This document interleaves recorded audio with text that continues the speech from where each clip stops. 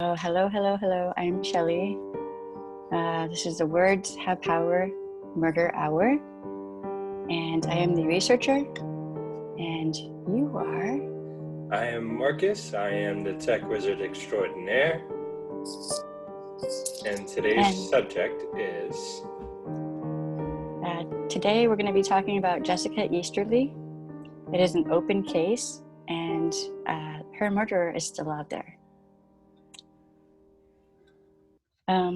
Part of the reason that I wanted to bring this case up right now is because the person who may be allegedly, possibly her murderer is targeting other women currently. So the point of this podcast is to help to educate people about abuse and domestic violence, friendships, whatever. Also to talk about consent, gaslighting, coercive control, intimidation, all the things that go along with abuse. And this is a very unhealthy relationship we're going to be talking about. In the resources for this podcast, I read a bunch of articles. Like, I don't even know how many different news articles. But really, the vlogcast that I watched with her family, her two sisters, and her best friend on there, they were the best resource for information. Mm-hmm. And I think there were one or two articles that actually had like dates wrong, and just, they were kind of bleh. Well, from what you told me of this case so far, there's a lot of information that's being mishandled. So I'm honestly not surprised that the articles got the dates wrong. Yeah, I mean, I have several bones to pick with a whole lot of things. We have Brain Scratch that had 3 episodes.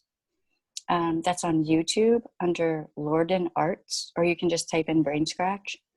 Another vlogcast or podcast, whatever, was Crawl Space. They had 2 episodes. And Still Unknown, an unsolved true crime. And 1041 with Todd McComas. I hope I'm saying his name right. That was another really good podcast. And there's a reason that 1041, I'm pretty sure that guy is ex-law enforcement, and he hit on some good points that I agree with. And you being ex-law enforcement yourself. Right. Just FYI to everybody, I am ex-law enforcement in the sheriff's department, which is kind of different from a PD. I mean, when you're talking about a murder and how an investigation should go, there's really not much, if any, difference. So Jessica Easterly, her husband's name is Justin Durning. So Jessica and Justin met on a boat. At the time, he was married to a friend of Jessica's. They had like an immediate attraction to each other. And so he contacted Jessica after he was divorced. How long after their meeting did he get a divorce? It doesn't say. I think I read somewhere, I think it was like a year after. I'm not sure. Now, with this ex-wife, he had a stay-away order of protection against him for domestic violence. From what I could tell in all of his prior relationships, or many of them, he has a history of domestic violence. All kinds of criminal history going on involving violence. He has a felony record. He's not supposed to have guns, but he has admitted to having guns and selling them with a serial number scratched off, which... In case that needs to be clarified, that is illegal. That is very illegal. That you go to jail. You go to jail a long time. They throw you under the courthouse and then dig you up and throw you under a prison. I'm going to get into some of the weirdness of Justin for a minute here. Okay. He claims he had military experience, but there's no documentation of him even signing up for military. And according to one of his family members, he was never in the military. I don't like him already. Yeah, Yeah, considering I was in the army myself, I really don't like him. I hate people like that. Yeah, so do I. And it's funny that a lot of abusive men in particular will claim military background when they don't have any. It's a weird thing. It's like they have to make themselves feel important some kind of way and get respect some kind of way, even if, you know, they haven't earned it even remotely. Mm-hmm. So he claimed the following beyond the whole military service. He claimed that he had military buddies who would help him hunt down and kill an ex-partner. People with helicopters who would do ridiculous random action movie stuff for him.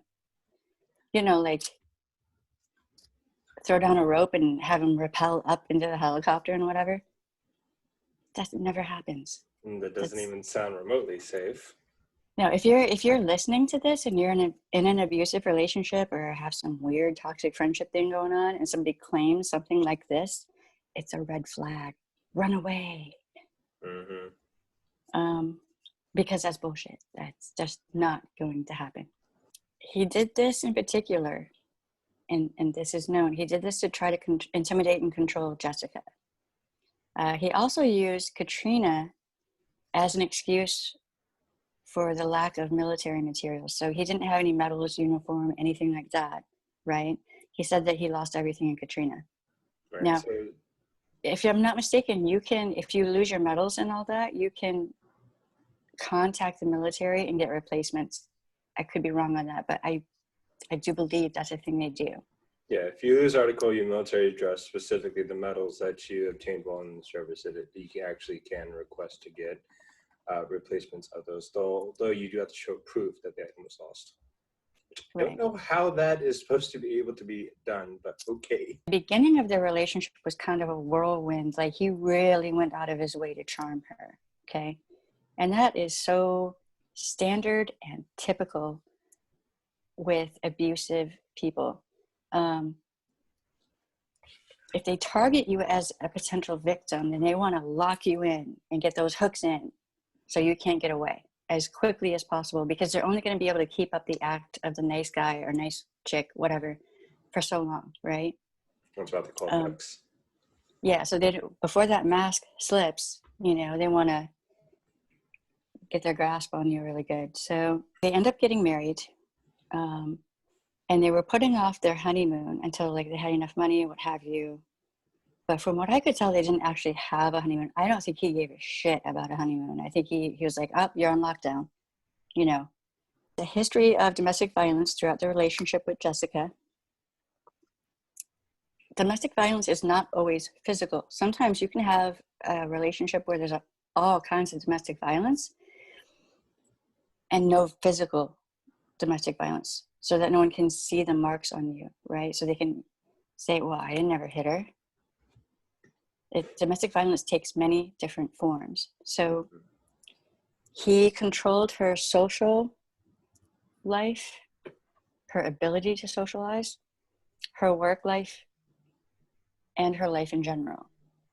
If she was on the phone with a family member, friend, didn't matter. She had to have the phone on speaker so he could sit there next to her and listen. And sometimes, well, much of the time, if somebody asked her a question, he would respond. If someone asked her a question, he would respond. Even if it was a text, whatever, he would grab her phone and not let her speak. Huh? Very controlling. Yeah, well, he probably didn't want people to know. Probably didn't want her to tell people what he was doing, you know. Right. If she went out to work, he would follow her and get mad if she spoke to a man and would instigate fights. So they were doing movie background extra work. Mm-hmm. But she was also like reworking shoes and stuff. But so she would go out like to the French Quarter or what have you to try to sell these things or get clients. And he would follow her. Like, he could have stayed home. But he couldn't let her out of his sight because she might meet someone who isn't psychotic and abusive and leave him for someone else. From everything I have seen, he has a need to control every aspect of her life. So he's not a cat person. He's not a what? Cat person. No, he's a leech person. No, there is a thing that I saw on Facebook, like controlling people, abusive people can't have cats because you can't control cats? Oh, well, that speaks well for me then, because I love cats. He would fight over basic social situations. So, like, if she said hi to someone or talked with someone and he wasn't right there, he would get into a fight. Or if it was a man, she wasn't supposed to talk to men, right? Yeah. And so she had fibromyalgia. So she would get tired and she would need to rest and she would be in pain. And if she laid down to take a nap, he would get mad because she was supposed to be up all the time, entertaining him, talking with him, cleaning, cooking, doing whatever he needed, taking care of him. And if she wasn't doing that, What did he do around the house? I mean, bitched and whined, the sound of it. I mean, that's about it.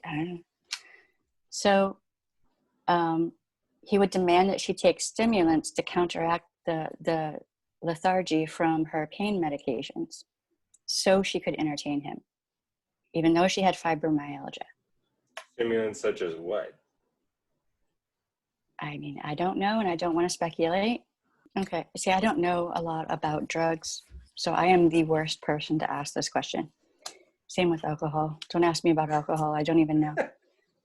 Now, if you want to know about coffee, we can talk. Yes. Man, if I didn't laugh, I would cry. Anyway, even though she had fibromyalgia and would need to just lay down and rest at times, he would demand that she get up and entertain him. What? Just what? She had to be at his beck and call and give him constant attention. That should be a red flag, all right? If you're out there, like, okay, Marcus and I, for example, we can be in separate rooms like we are right now. And it's fine. I can be doing whatever I'm doing, come in here, start crocheting or whatever, and he can be in the other room playing video games, and it's not the end of the world as we know it. Or playing with a 2-year-old.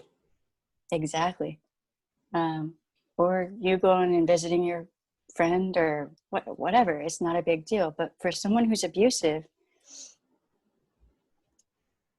it's like they want you to be a satellite going around them all the time. You know? Yeah. Jessica was planning to leave him.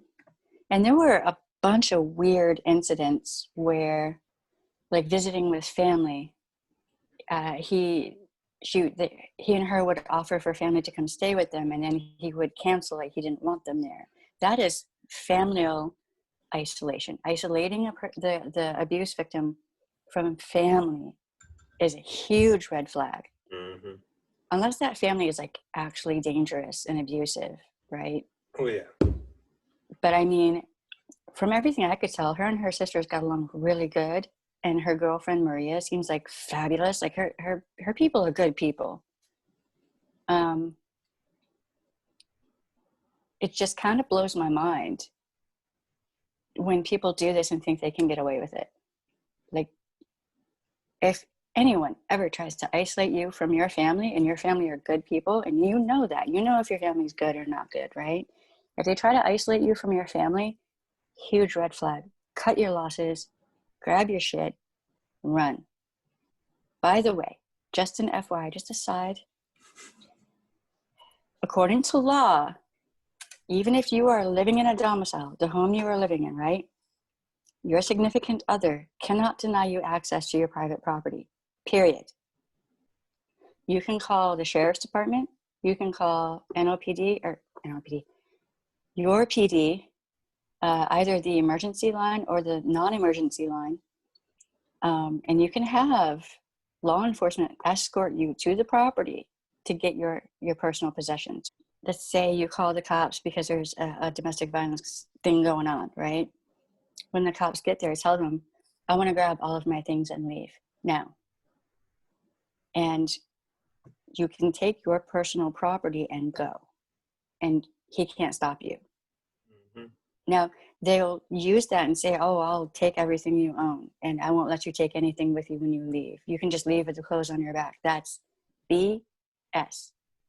You can check your laws in your jurisdiction, but I'm pretty sure that's a federal code thing. Like that's national, right? Jessica figured she would have to go completely off the grid, not use any of her credit cards, her phone, any of that to get away from him. She was terrified he was going to hunt her down and kill her. Put a pin in that. She was also scared that he would, like if, let's say she went to her sister's house or her friend's house, she was scared that he would hurt them too, not just her, right? And that's another intimidation tactic. You know, your abuser might tell you, oh, you know, I'll kill your whole family, this, that, whatever. 9 times out of 10, they're not going to. Yeah. Especially if all those people live out of state, which her people did. So her friend was calling around, her friend Maria, I have to say the names here because it'll get confusing. Her friend Maria was calling her friends to see if anyone that Jessica did not know would put her up, because that would be harder for him to track her, right? Very smart. That is really smart. That kudos to that friend, brava. Because that, if Jessica could have gotten away and went and stayed with someone completely removed from Jessica's life, he wouldn't have been able to find her. Mm-hmm. And that would have been really good. And it's kind of sad that you know, she would have had to do that. But I mean, in a situation like that, what can you do? Now, I don't know if she had gotten if she'd called her credit card company and her phone company and all this and that and got switched to different accounts, he might not have been able to track her that way too. Bear that in mind, y'all. Yeah. Bank accounts, all of that, just change all of it. And put a freeze on your credit report. Now, before she started planning to leave, really, it seems like, Justin and Jessica started working in the online porn sex community to make money. And it kind of seems like he was pushing it that way. And just from everything I've read and heard, it seems like he was trying to turn her out. He was trying to get her into working in the sex industry to make money, almost like a pimp, but he was involved in it too, right? So they're making videos and whatnot. And her loved ones say that really, really wasn't like her, and they felt like he was pushing it, just from her personality and whatnot. He had started communicating with other women in the sex industry, and I think he's probably targeting other women in that industry, and also, oddly enough, other couples. And one woman would later come forward to Jessica's family, and she told them everything he was saying to her about Jessica, about weird anomalies of when she died versus when she actually did, just all kinds of things. This was somebody in the sex working community? Yeah, I think there were a couple, but I think this one might have been a cam girl. And he had offered to give her some of Jessica's personal property. We'll put a pin in that. We'll get to that. Okay. So Jessica had called her friend Maria and asked her to come pick Jessica up. She was ready to leave Justin. Her friend lives out of state and offered to pick Jessica up the next day. She couldn't come right then to get Jessica, and it sucks horribly. Jessica went missing either on the 12th or the 13th. So when she was supposed to get back into contact with Maria, Jessica didn't, and Maria couldn't get back into contact with her. Maria kept calling and texting and hearing nothing back, which is not like her, it seems like. It seems like she was pretty responsible with contacting people. Justin contacted Jessica's friend Maria on Jessica's Facebook Messenger. Justin tried to convince Jessica's friend that he had to wait for 48 hours to report Jessica missing. Now, that's not true. Yeah. He said that he went and took a nap. So it's okay for him to take a nap, but not Jessica. Interesting. So he went and took a nap, and when he woke up, Jessica was gone. She left behind her keys, phone, money, credit cards, and identification. That's an important point, I know. Put a pin in that. Just put a pin in everything. What? Isn't it in most places, I'm not sure about the specifics of other places, but I know here and in most other places, it's 24 hours if somebody's been missing, you can file them as a missing person. Mm-mm. To my knowledge, you don't have to wait. If you think someone's missing, you can report it ASAP. If someone goes missing, the sooner you know that and the sooner you get on it looking for them, the better it is, just all the way around. Right. And that's the consensus across the board in law enforcement, especially a child, but like anyone. If like, so you know me best. If you came home and I wasn't here, what would you think? I'd walk up to the quickies real quick and be like, hey, have y'all seen my wife? And if the answer is no, then I'm immediately calling police like, hey, somebody took my fucking wife and kid. Yeah, because I mean, you know me, you know how I move, and I'm almost always home. So if I'm just suddenly not home, and I ain't got a message from you saying you're going somewhere, then I know something's wrong. So I think it was a couple of days before he contacted her, like a day or two. Okay, so we're already beyond the 24-hour mark, if I'm not mistaken. Whenever he contacted Maria again? Right, when he contacted Maria on Facebook. Okay. And by the way, all the receipts are out there, like all the text messages and all that. You can look this up. It is all out there. Okay.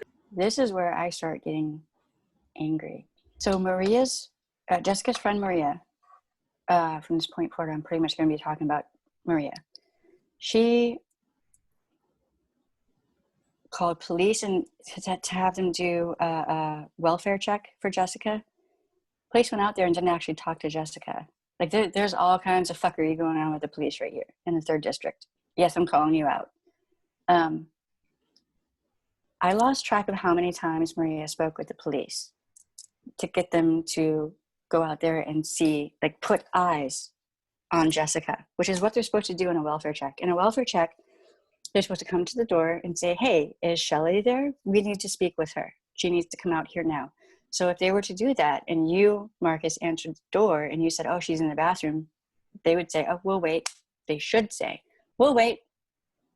Mm-hmm. Can you go get her?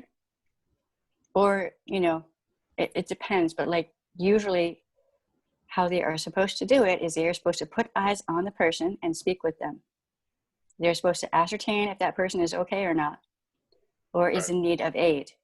Doesn't seem like they tried to do that here, though, at all. Okay? Right. So when Maria was on the phone with, it probably wasn't dispatch, it was probably one of the desk clerks. She's also texting Justin at the same time.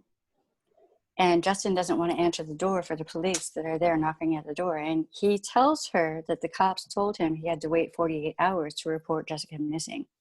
She's on the phone and relays this to the desk clerk, who says, oh, no, that's not true. And that's when police started to take it more seriously. Now, you're not going to have somebody out of state calling for a welfare check for someone for no real reason like this. Right. Jessica ended up being reported missing on the 15th. So her friend loses contact on the 12th or the 13th, and then officially reported missing 2 to 3 days later. So 48 to 72 hours later. So that's a lot of time. That's a lot of time. I mean, if anybody who's watched like 48-hour mysteries and whatnot, if you watch it, you know that the first 24 hours are crucial.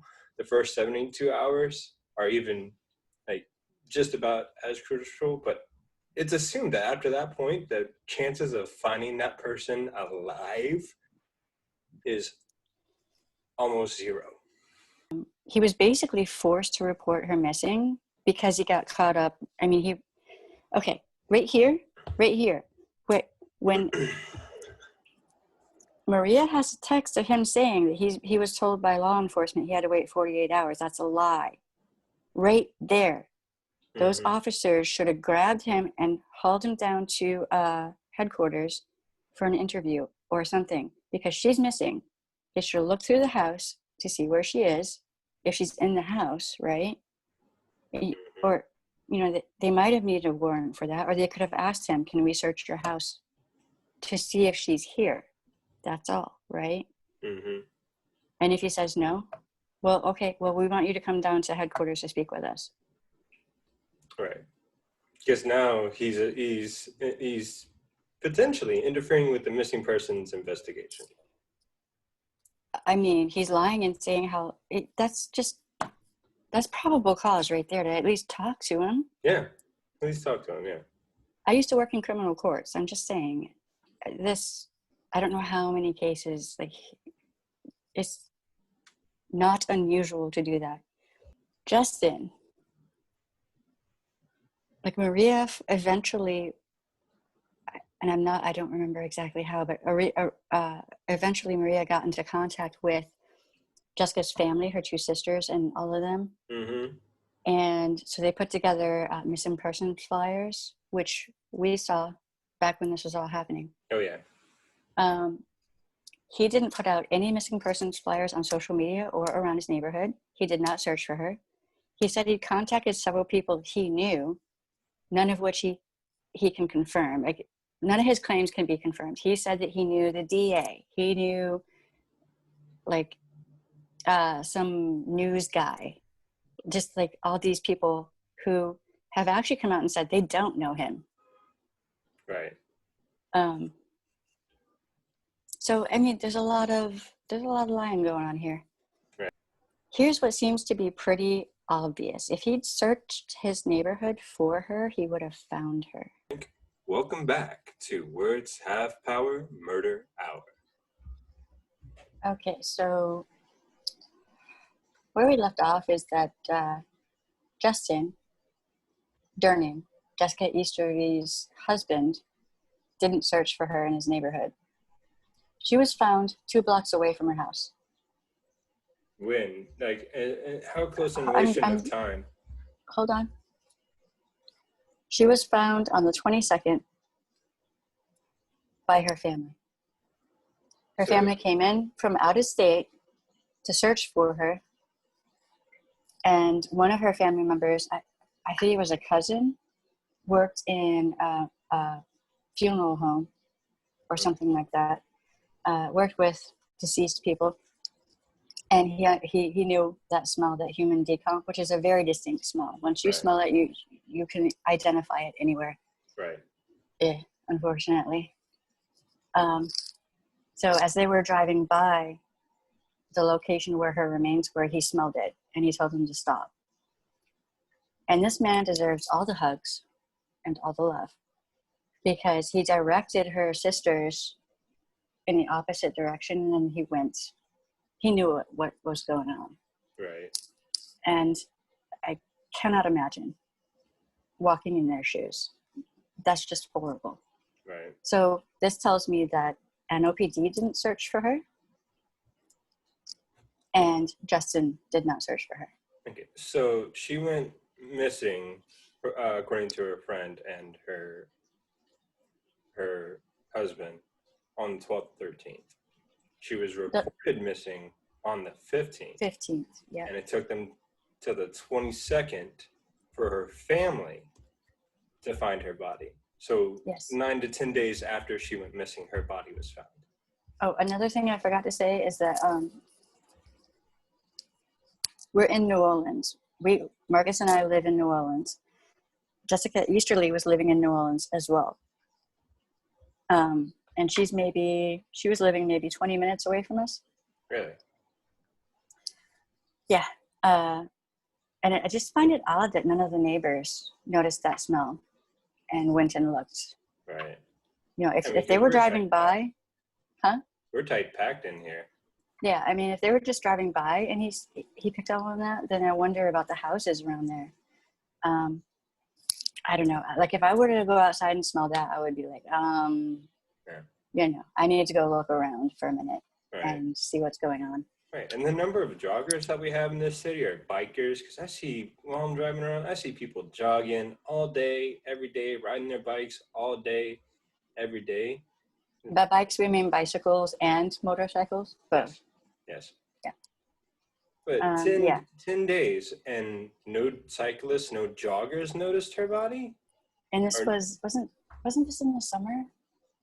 yeah, this So was I over mean, summer, yeah.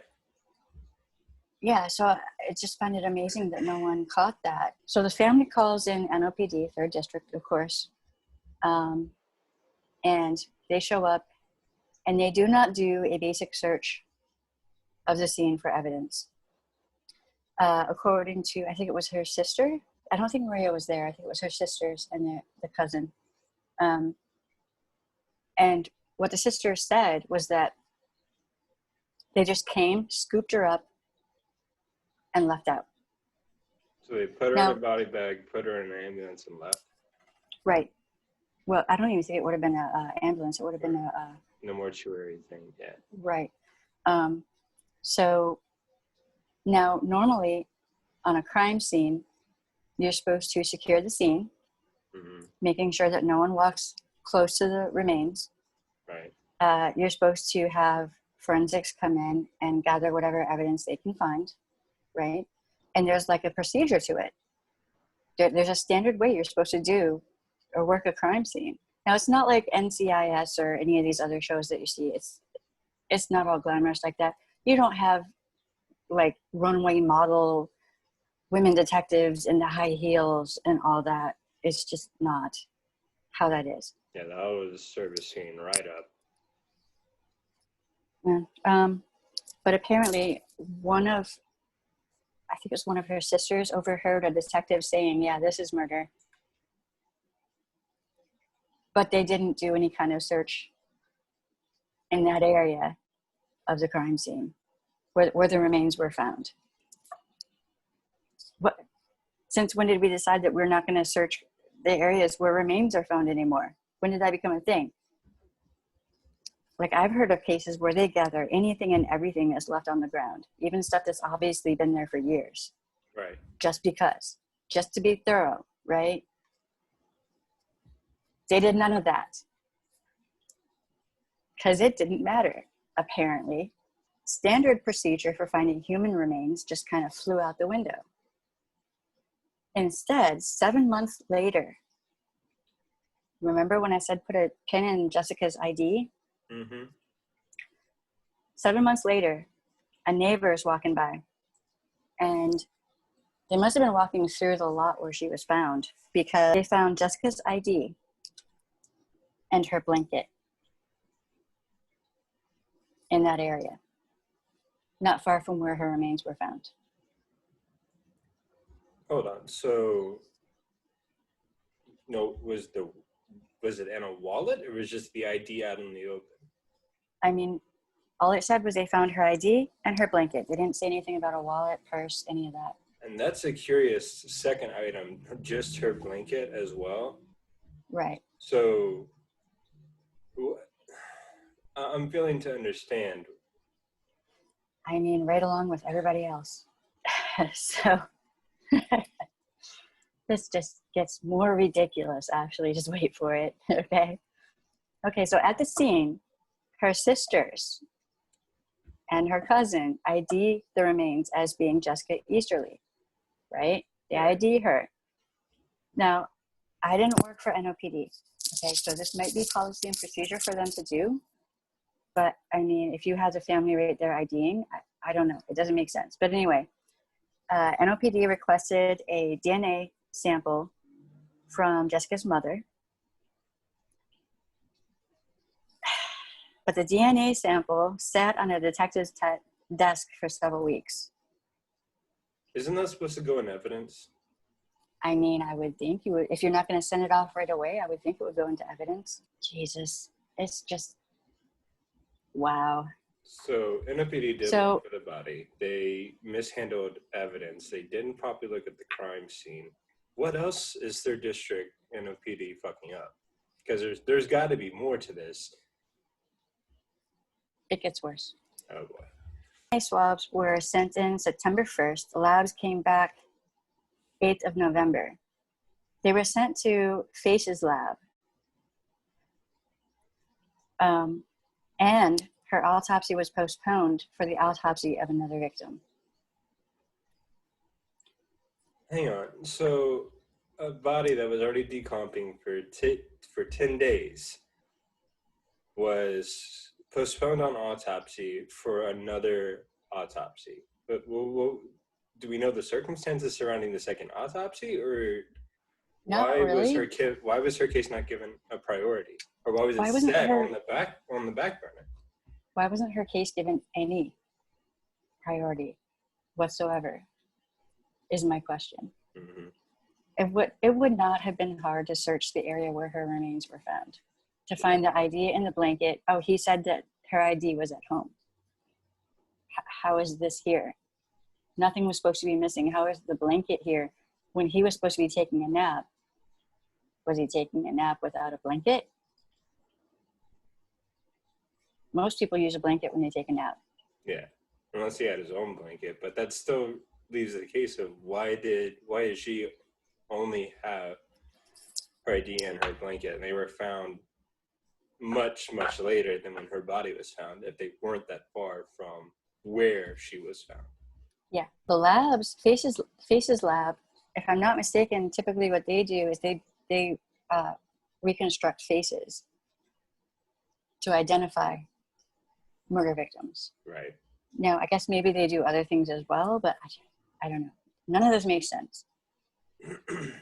Now, if I'm not mistaken, prior to her being found, Justin had tried to say that Jessica checked herself into a mental hospital, or that she ran off with a rich man. Wait, so he was so controlling about her life up until this point, and now he doesn't know, or he isn't sure, as if I know, right? into whether she checked herself into a mental hospital or she left him for another richer man. I mean, he knows everywhere she goes. He follows her everywhere. He's tracking everything, every conversation, everything. But all of a sudden, he has no idea. That doesn't sound right. Justin started 2 separate GoFundMes. Now, there's a lot of weirdness going on here. To pay for Jessica's funeral, he offered to give her lingerie, shoes, etc. for those donations. He tried to sell her personal property. He tried to give away her personal property many times. Once to a waitress. And he left this weird, sprawling note that was just bizarre. And it scared the waitress, who went and told her coworkers what was going on. The cops were called. They brought him in to talk about it, but they did not question him about Jessica. He's trying to give away a murder victim's personal possessions. And like, they're not gonna talk with him. Put a pin in that. We'll get back to that. Okay. He continued to use videos and photos of her in the online sex communities to make money. And he posed as her, as if she was still alive, and was communicating with people posing as her. What? So, yeah. So the online sex community backlashed against him over this. Like, they were like, what in the hell? And he was trying to ingratiate himself in with a couple that was working in the sex industry online. There's just a lot of shenanigans going on with this guy. Now, his wife is supposed to be dead. She's dead. She's gone, right? And instead of grieving at all, he is trying to, I mean, this is just my opinion. This is just my 2 cents. Could be entirely wrong. Look. I love Prince. Here's why. He would do shade, and you knew exactly what he was thinking. Anywho. So he's exploiting his wife. He's exploiting her. He's impersonating her. That's identity theft and fraud, if I'm not mistaken. And also, he's trying to target new victims. Allegedly. In my opinion. So he was trying to contact other women doing sex work, enticing them with not just his, women, couples and women. Yeah, just single women and couples. Yes. enticing them with his dead wife's stuff. Lingerie. Okay, here's a hint and a half for every person out there who doesn't wear lingerie. No woman wants any other woman's used lingerie if they're right in the head. Okay? Ever. Like, no. That is, no. Unless it's like a collector's item. I mean, if you got like some beautiful lingerie that Marilyn Monroe wore and you're going to put it in like a frame or something, that's different. But to wear? No, that's just weird. Imagine wearing your aunt's old lingerie from when she was your age. That's kind of how it seems. I love my aunts. I do. But there is no way in hell. Okay, no. I'm just giving y'all another perspective on how to look at that specific scenario. And I'm sorry. Or some guy's trying to woo you and that's red. Neon. Not even a flag, a building, okay? That's disgusting. Hi, I'm Kentucky Anywho. Bob. This is my auntie's old lingerie. You want to wear it and we can mess around a little bit? Not making fun of anybody from Kentucky or named Bob. Oh, Lord. Okay, so back on point. Oh my God, that's so gross. So he was also trying to give away her furniture and just anything that was hers. Just weird. Furniture is expensive. Why are you giving that away? So, it's expensive. Why are you giving that away if it belonged to your ex-wife, to your wife, your deceased wife? So now, I mean, he was in another district, so I don't know, maybe that NOPD district didn't know about the case in the 3rd district. I don't know, but why didn't they say, do you happen to know what happened to your wife? So usually, okay, the FTOs and detectives who I spoke with back when I was in law enforcement, right? You know, we'll have these conversations, and especially my one FTO, he was amazing. If I had a question, he was going to go out of his way to make sure it was answered. So we're talking about murders and how you investigate them, right? Because I was in criminal court, so I was interested. And he said you always start with the closest person first, and it's like you throw a stone in a pond, right? You have that ripple effect, right? So you start with the closest people first, and then you move your way outward. The closest person to her first would have been her husband, right?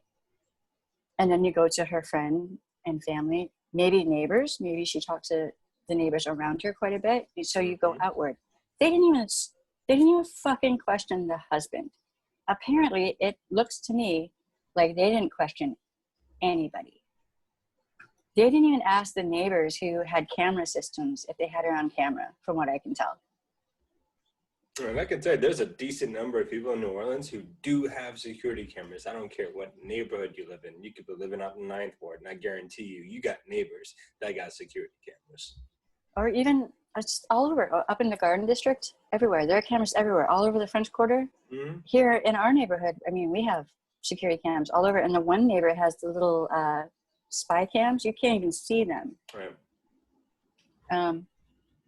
Okay, so now I'm going to take the opportunity to do a trigger warning because we're going to talk about Jessica's injuries, and it's sad. Well, this is going to be the first time I hear about this. Okay, so Jessica's injuries were her C4 vertebrae.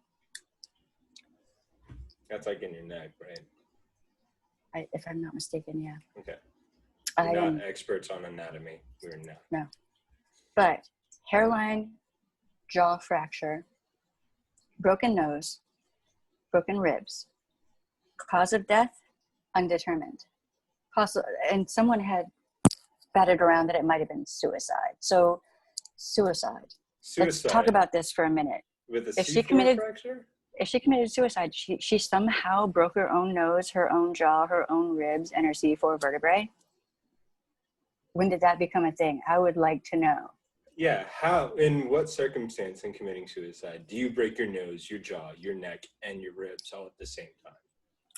Right. What And on the, what method? it's,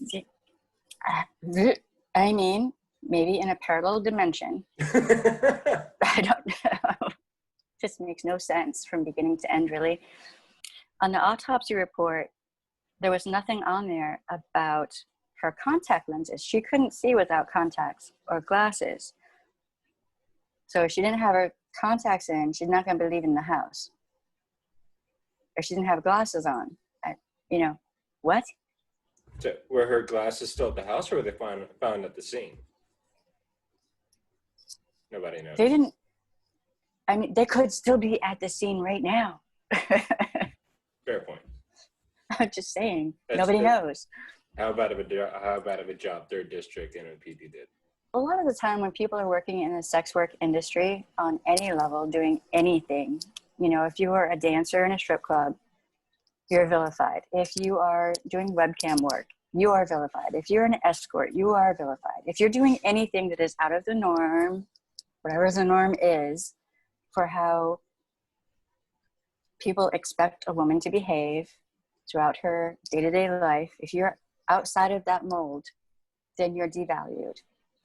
And most of the cases that I have seen where a woman is devalued to this point that she doesn't even warrant the scene being investigated, or who should be a possible suspect until he's cleared, even being talked to and questioned officially, right? In regards to this murder, because he was only questioned because of the note that he wrote to a waitress trying to get rid of her shit.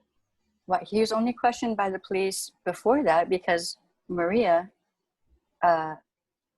basically bitched them into doing it. For a wellness That's check. what she had to do. Right, for a wellness check. Yeah. So I'm wondering if he vilified her to law enforcement, and pulled the whole nuts or sluts thing. She's nuts and she's a slut. She probably just ran off, right? And that happens a lot. So remember when he said that he knew a lot of people who were going to help him find Jessica? Yeah, like army buddies, and he's got the DA and whomever else. Yeah. Okay, so at one point he was bragging about having a cousin who, was a well-connected attorney, and he does. Now, if she is aiding him in any way and he has committed a murder, she can be disbarred. Think about that. And she can lose everything. And the coroner, Dwight McKenna, should probably get his shit together, because I don't think that's undetermined. That I hope that that we can help in shedding some light on this case, because with all her injuries, that's murder. Yeah. Oh, absolutely. I mean, I can pull up countless other cases where there were similar injuries that were documented as murder. I'm wondering. I don't have any expertise in being a coroner, forensics, and all that good stuff. But normally, like, her vertebrae was broken. Like, could she have? Justin and Jessica did not live alone. Really? Yes. Justin's father, Justin Durning Sr., lived in the same house. Now, it kind of sounds like he might have had like a separate part of the house or something, but he was there also. And also, Justin has a daughter. I'm not going to say her name. She's a minor. I don't agree with saying a minor's name. Right. Now, his daughter had been admitted to a mental health care facility for some reason. It was speculated that he might have been using that as a threat, as a means to control both his daughter and Jessica. What happened to the daughter's mother? Do we know anything about that? No idea. Like, I wonder. This is a really bad case for a child to be around. I mean, family courts, we can do a whole series of episodes about family courts. That's a whole can of worms. But so Jessica basically, I mean, she was the child's stepmother, but I mean, she was basically raising this child. And that was used against her. She was emotionally committed to this child. So yeah, problems with the coroner. Now, he said that he knew the DA. He says a lot of things. I seriously doubt the DA. I don't see why a DA would risk everything for some scumbag with a felony criminal record. Right. And I hear things have happened with him. He talks a lot of smack, allegedly, in my. Okay, so there's a lot of abuse going on here. And from what I could tell, in the beginning of this relationship, there was a lot of grooming going on. So grooming is where the person is trying to pull you in. They're trying to charm you in. They're trying to make themselves out to be really connected with you. They get you. But it's over the top. And they seem too good to be true. It's that dream guy. And what they'll do is they'll data mine. They'll talk to you and they'll figure out, talk to friends, whatever. So she met him through a friend, right? So he could have data mined that friend and found out as much about her as possible before they even really had any real significant communication. He already had set his sights on her in that boat. Right? So data mining is a thing to watch out for. Yeah. That's because one of the only downfalls of social media is being able to have your entire history. You have coercive control. There was obviously gaslighting going on. Mm-hmm. And gaslighting is where the abuser is trying to make you feel like you're crazy and you're the one who's wrong and you're the one with all the problems and you're the one who's making problems in the relationship. Even when you know that you're not and that they are the ones, like they try to project off onto you that which they are actually doing or deny whatever wrong they're doing. Right? So on the topic of gaslighting, if you have a problem with something and it's been building up, and you finally try and address it, and then it gets turned back on you as being the one who's trying to instigate a problem, that's gaslighting. Well, gaslighting could also be, let's say you walk in on your significant other sleeping with someone else. You walk, they're in the middle of the act. But then they tell you that, oh, that's not what we were doing. You didn't see that. That's not what happened. Or if you catch, like, let's say that she walks in on him talking with one of these webcam girls. And he was getting kind of, into it, if you will. And she called him out on it.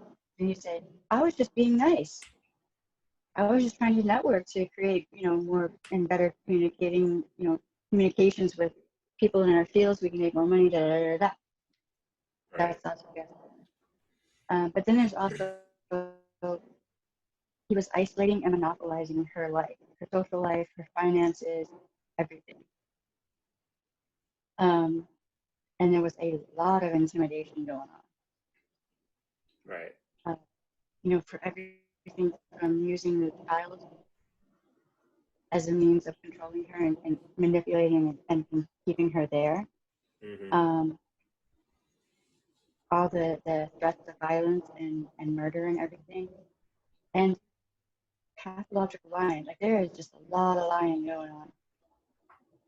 Stuff that is just not real. It does not happen in real life. Like this stuff with the helicopters and stuff, that might happen in a movie.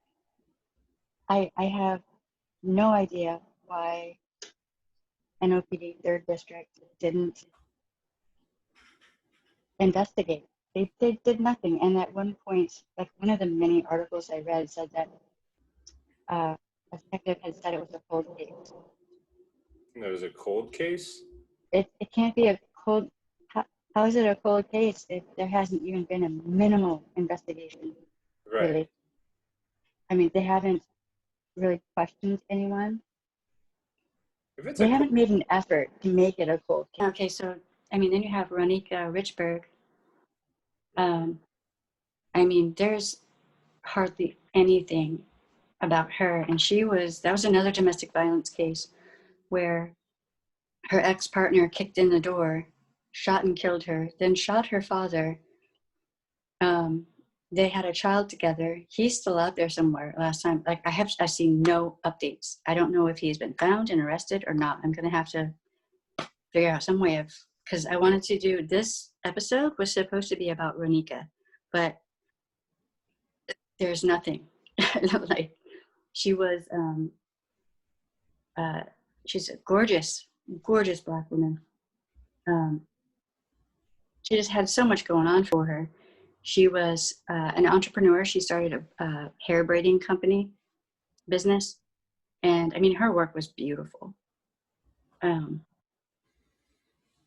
And I have no idea what, like, has her murderer been found or not? Like he almost killed 2 people. No, he killed one person and almost killed a second. Right, that's what I'm saying. He almost killed 2 people. He killed a woman and he almost killed her dad as well. Do they matter? Does it matter? Should he be found or not? Like what? I looked earlier today. I just type in her name and try to look for an update, and there's nothing. I don't know. I'm gonna have to figure out some other way of finding out. But anywho, look up Ronika Richberg if you hear this episode. I don't know. Her murderer needs to be found, brought to justice. Because I mean these are cases that could easily be solved. That's a win for detectives. It's an easy case. If you just did the work. You can't be lazy, especially when you're a police officer, or especially when you're a detective looking at a murder case. You cannot be lazy at your job. Well, I mean, for example, Justin Durning, last I checked, he was working with another webcam girl. He's going to do this again, allegedly. Okay, if he murdered Jessica, okay, then he has now learned that he can murder women if they're working in the sex industry, and he can get away with it. This is how you get serial killers. This is how you get people like Jeffrey Dahmer and BTK and however many other people, just the numerous amount of serial killers that we have out there. This is how they start. Well, I mean, there's an escalation, right? Like I wouldn't say like Jeffrey Dahmer is a little bit different in that, whatever. Like there are different kinds of serial killers, right? This guy's he's obviously been on a path of escalation, and now he's gotten to the point where he'll kill his targeted victim if they reject him and try to get away from him, right? So he's, if allegedly he did this, then this is the path he's on. Now he knows he can get away with it. He might have that in his mind that he can go ahead and kill women if he wants to. And now he's got that taste for it. And there's a lot of time there's like an initial bias if a woman is in an intimate relationship with a man, then a lot of cops just want to leave it alone and not mess with it. It's a family thing. It's a cultural bias that we have that, well, they can work it out. They can figure it out. Well, that your first initial attempt to leave and get out for real can be the most dangerous. And then that year afterward, usually that year afterward is the most dangerous after you leave an abusive relationship. Mm-hmm. He was talking about getting out. So if he somehow saw on her phone or overheard or something or realized that she was going to leave, he'd already threatened to kill her if she left, and her whole family. Is it a far leap to say that he might actually have done it? Allegedly, in my opinion, maybe. He did, in my opinion. He's got the right background for it. He's got a history of domestic abuse, and it's been escalating for who knows how long. And now, now allegedly, he's done it. And also the drug use. I mean, Oh, drugs are involved too? That seems to be, I mean, here's a man who, up until his mother passed away, she was enabling him and kind of getting him out of trouble. Then she passed away. He inherited half of the house, so he's living in the house with his father, right? So here's a man who feels just entitled. He's always been taken care of and coddled. He's been selling guns, which he's not supposed to have in his possession anyway, with their serial numbers scratched off to who knows who. So he's enabling, he's already committing one felony. Who's to say that maybe he isn't doing drugs as well? I mean, if you're selling guns, chances are you know a couple of drug dealers, especially if you're scratching the serial numbers off of those guns. I guarantee you sold a gun to at least one drug dealer. Well, when he freaked this out, the note that he left, it's a receipt. It's actually on the internet. You can find it. I read it and I was like, what in the happy meth head BS is this? It was like, he had like a list of all the stuff that he had of Jessica's that he was willing to part with, but all this other stuff that was nonsensical and made no sense. And I'm like, this is someone who's on some kind of, I don't know, he probably can't afford Coke, so it'd probably be meth or something like that, right? And if he was staying up for long periods of time, which is what Jessica's family was saying, that he would stay up for like a couple days. You're only going to do that if you're on a meth binge, really. And that leads to all kinds of mental health problems as well. Sleep deprivation can fuck you up so bad. well, I mean, he's already got problems throughout his life with domestic violence and a criminal record. Right? Add meth to that, it gets exponentially worse. So yeah, this case is really disturbing. To say And the least. I mean, if I had to guess, this probably won't be the only case that happens around him. Oh no, definitely not. In my opinion, allegedly. Well, that is all the time that we have for this episode. Thank you all so much for watching. Shelly, would you like to take us out of here, please? I hope everyone has a good day, a good week, in this pandemic weirdness that we are living in 2020. Stay safe. Don't be afraid to call for help. Bye. Bye.